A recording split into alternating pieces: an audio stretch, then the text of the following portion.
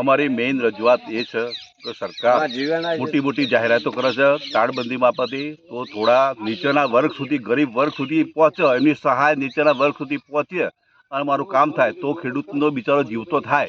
નહીંતર અમારું આજ સુધીનું પકવેલું છે ને બધું સફાસડ કરી નાખ્યું, જંગલી પ્રાણીઓએ સાફ કરી નાખ્યું છે.